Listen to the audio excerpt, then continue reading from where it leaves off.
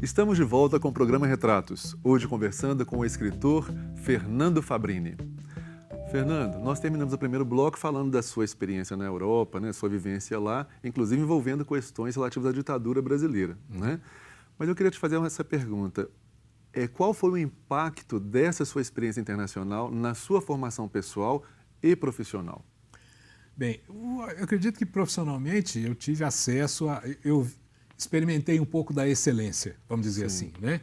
Embora o Brasil na época já tinha uma televisão bem interessante, bem dinâmica, mas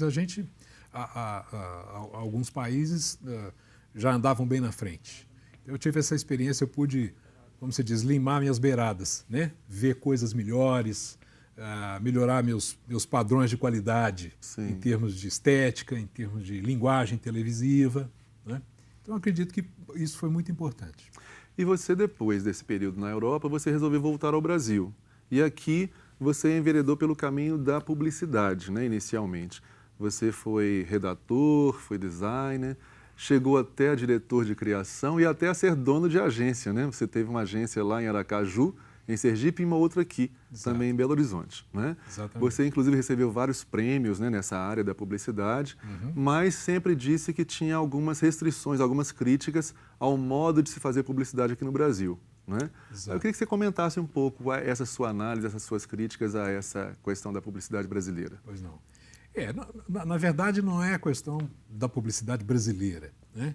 Eu poderia dizer que é uma coisa que vem com a maturidade. Sim. E eu entrei em publicidade porque eu precisava trabalhar, né? Eu queria me casar, ter filhos, né? Tinha que pagar as contas, né? Então eu entrei, procurei as agências de propaganda. Quando eu voltei, queria ser designer.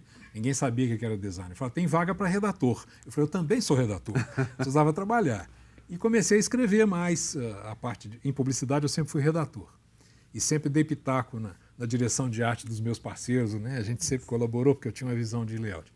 Mas o meu questionamento, a publicidade para mim foram muitos anos na área de propaganda, mas para mim sempre foi muito conflitante, que é a sensação, eu acredito isso, conversando com outros publicitários, vários deles também já me confessaram de você estar participando com o seu talento de uma coisa um pouco complicada em termos de incentivo ao consumo, né? Dessa coisa de você valorizar o ter ao invés do ser. Verdade. Então isso me criava muito conflito.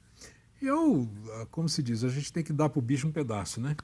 Eu precisava daquilo e eu dei para o bicho um pedaço até o ponto que eu falei, não, agora chega, eu não quero mais. Não quero mais alimentar esse bicho. Abandonei a propaganda e continuo sendo muito crítico. Não é questão da qualidade criativa, não é isso. É questão dos valores, muitas vezes, dos né? valores que a publicidade acaba veiculando e acaba influenciando muito na sociedade, né? Exatamente. Mas é a sociedade de consumo. Não, tudo bem, mas a propaganda ela é a ponta disso. Ela estimula muito essa coisa, muito de você de você ser mais do que o fulano, porque você tem e ele não tem. Eu concordo com você, muito comigo. Isso também me incomoda bastante, né? Mas, enfim, por volta do ano 2000, você acabou abandonando a publicidade, né? E se direcionou o seu talento para a criação e o desenvolvimento de roteiros para filmes, para documentários, né? Inclusive, você fez o roteiro do curta-metragem Famigerado, né? Inspirado num conto do Guimarães Rosa, né? E que teve a direção do Aloysio Salles Júnior, né? E foi premiado em vários festivais de cinema aqui no Brasil. Exato. Eu queria saber como é que você decidiu, por que você decidiu enveredar por esse caminho da roteirização? Sim, aquilo como a gente começou a conversar. Um profissional de comunicação, a gente tem felizmente tem esse leque aí para poder trabalhar, né? E eu sempre gostei do roteiro. Extenso, né? Exatamente, eu sempre gostei do roteiro.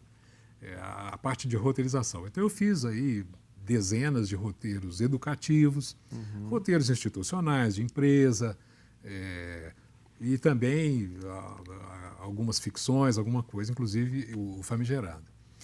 Mas é um trabalho que é o trabalho da escrita, né? O roteiro você tem que escrever pensando na cena, você não escreve, você escreve pensando para quem vai assistir o filme, né? É uma coisa curiosa. É verdade. Então eu sempre, o redator virou um roteirista. Essa que é a verdade. E você enveredando aí por esse mundo encantado da palavra, você também acabou tendo um contato muito íntimo com a literatura também, né? E foi, inclusive, um dos colaboradores do projeto Livro de Graça na Praça, né? Que há 15 anos está aqui em Belo Horizonte estimulando a leitura, né, das pessoas. Queria saber de você o que é esse projeto, na verdade, quais os objetivos, né, com os quais ele foi criado e qual que é a sua participação nesse processo. Sim. Esse projeto foi criado pelo professor José Mauro da Costa, que num belo dia resolveu publicar uma dezena de livrinhos e espalhar pela Praça da Liberdade por conta própria. Olha. E a coisa foi virando uma bola de neve, foi crescendo. E por volta de 2000 e pouco eu tive um contato com o Zé Mauro, e, vamos dizer, eu marquetei um pouco o projeto para ele, dei uma ajuda. Falei, não, Zé, a gente tem um produto muito bom na mão, vamos dar uma melhorada nisso. Aí criei um visual para aquilo, conseguimos patrocínios, fizemos um grande evento na Praça da Liberdade. O que é o Livro de Graça na Praça? Em síntese, ele reúne autores, cada ano tem um tema. Sim. O tema de hoje é a solidão, por exemplo. Né? Aí tem vários contos dentro daquele tema. O patrocinador banca a edição do livro e é feita uma manhã de autógrafos na praça. Os autores estão lá, as pessoas chegam, ganham o seu livro autografado e levam embora. Não tem fins lucrativos. E já está no 10º ano, o Zé continua tocando. Eu me afastei já há uns 3 anos do projeto, participei durante uns 7 anos. E o Zé continua com o projeto, agora cresceu, já distribuímos milhares e milhares de livros, já revelamos. Estimulando sempre a leitura e lançando novos autores. Exatamente. Também, né? Maravilha.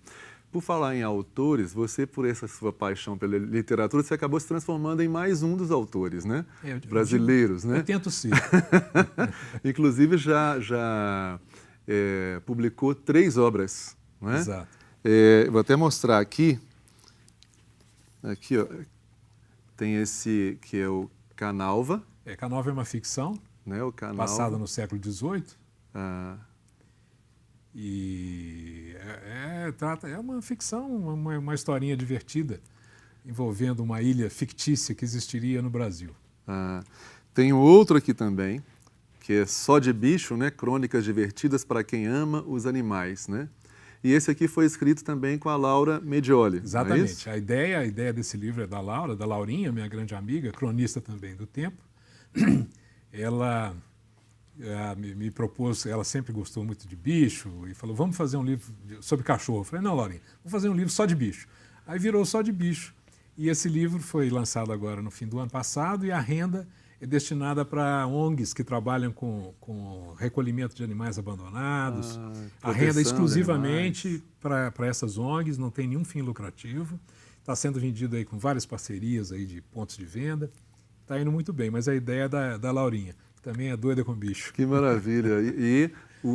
Tanto os animais quanto aquelas instituições que protegem os animais agradecem, né? Exatamente. Porque precisam de apoio que muitas vezes lutam com muita dificuldade. Muito, né? muito. Um pessoal muito idealista, que recolhe cachorro para tratar dentro de casa, ali não tem muito apoio, então eu acredito que é uma forma da gente ajudá-los. Sem dúvida. E tem um livro aqui que eu não vou poder mostrar porque ele já está esgotado, né? Que é o Almanaque das Coisas, Almanaque, né? Exatamente. Queria que você falasse um pouquinho dele também. Foi meu primeiro livro, uma coletânea das primeiras crônicas que eu escrevi. Foi uma edição bastante modesta e se esgotou. Eu acho que eu tenho um velho na minha casa guardado para mostrar para os netos quando eles vierem. Para você confirmar, né, Não que escreveu mesmo. O registro está aqui. Exato. Você também, nessa área da escrita, você também é um cronista, né? E é colaborador do jornal O Tempo. Inclusive, eu achei interessante porque você colaborou com o jornal O Tempo nos primeiros 5 anos, né, de criação do jornal, lá na década de 1990. E você tinha uma coluna que era semanal, todos os domingos, que é Diário de Bordo. Né? E depois você se afastou do jornal por mais de 15 anos e foi novamente convidado a participar, novamente como cronista. Exato. Aí eu queria saber como é que foi esse retorno, né? O que você sentiu ao ser convidado e como que é a sua coluna atualmente. Ótimo. A experiência primeira foi muito interessante, era uma coluna sobre qualquer coisa, o que me viesse na cabeça. A crônica, ela tem essa questão, ela é muito do momento. Sim. Um mês depois, ela já perdeu um pouco a atualidade, né? Eu escrevi durante os primeiros anos no Tempo, na quinta, aos domingos, E depois me afastei por outros compromissos. E quando foi o ano passado, a Laura, a diretoria Laura é a presidente do grupo, insistiu que eu voltasse, me cedeu esse espaço da quinta-feira. Eu escrevo às quintas-feiras também uma coluna. Essa não tem nome, não. É o que me vem, a coluna. Na quinta-feira, o jornal também tem outros cronistas, inclusive a Laura, que escreve. Ela tem a linha dela, uma linha bem bem-humorada, sempre muito bem-humorada. Eu sou um dos cronistas do jornal. E colaboro também com alguns sites de escolas e outros que a gente não sabe porque pegam e publicam. Esse a gente não tem controle. Né? E essas outras colaborações com sites, qual que é o foco delas?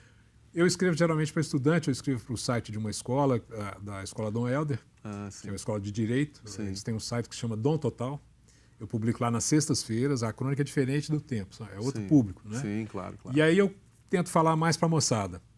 Né? No Tempo eu sou mais coroa. E no Dom Total eu falo mais, eu sou mais tio. Então você transita por vários públicos, por várias faixas etárias, né? Interesses. Eu sempre gostei muito dessa questão da educação. Minha grande frustração é não ter sido professor. Eu queria ter sido professor. Não sei de quê, mas... Mas, de qualquer maneira, sendo um escritor e também colaborando com esse site, de alguma maneira você acaba compartilhando seus conhecimentos, né? E ajudando um pouco a formação das pessoas. Não é isso? Meu querido, vamos interromper mais uma vez a nossa conversa para um breve intervalo, mas não saiam daí, que tem muitas histórias interessantíssimas ainda para contar. A gente volta já já.